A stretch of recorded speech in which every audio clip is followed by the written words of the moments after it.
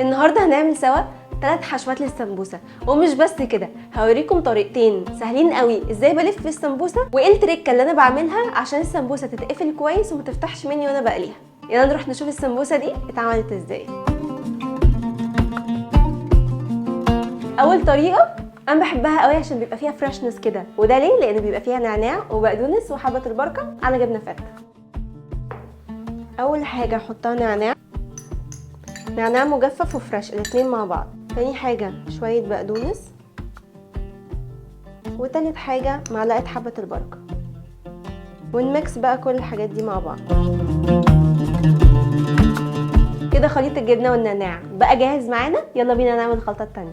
تاني خلطه معانا للسمبوسه هي خلطه الجبنه بالفلفل والزيتون. ممكن نستخدم جبنه بالزيتون او جبنه فته عاديه. احط عليها الفلفل كله، ده فلفل الوان، لو عايزين تحطوا فلفل سبايسي اتس اوكي، وشويه زيتون، ونميكس بقى كل ده مع بعض.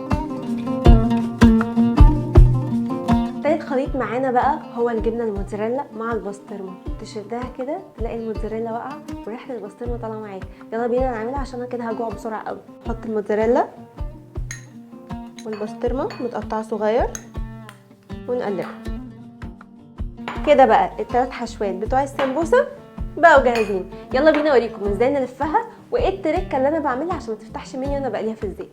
يلا بينا بقى نبدا بحشوه السمبوسه. هنشدها من بعض كده وتبقى طبقه رفيعه، وبعد كده هعملها زي القمع. دي اول طريقه انا بلف بيها كده.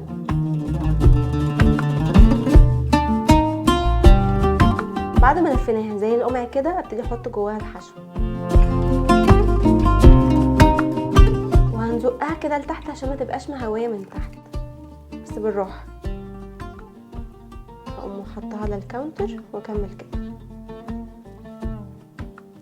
الحته الاخيره دي بقى هي دي التركه التانية. هنحط عليها خليط ميه والدقيق متقلبين مع بعض، هنمشي بيهم ندهنها هنا عشان ما تفكش من بعضها وهي بتتقلب.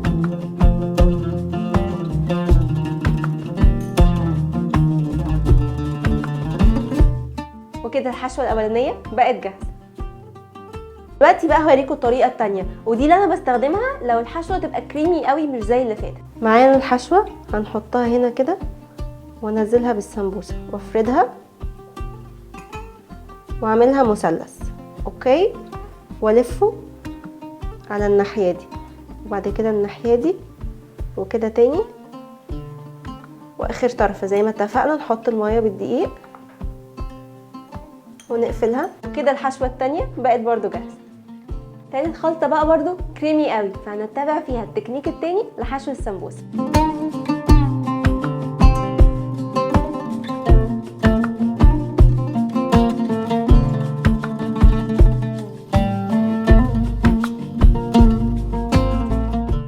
كده نبقى جهزنا السمبوسه. يلا بينا عشان نقليها. هننزلها في زيت يكون غزير، واهم حاجه ان هو ما يكونش بارد، يكون سخن كويس.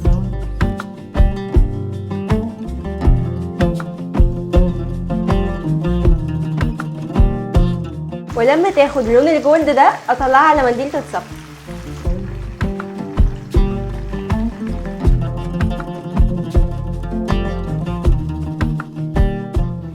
وكده السمبوسه اللي فيها 3 حشوات بقت جاهزه. ما تنسوش تجربوها وتقولوا رايكم في الكومنتس، وكمان ما تنسوش تقولوا لي بتقولوها سمبوسه ولا سمبوسك. وكل سنه وانتم طيبين.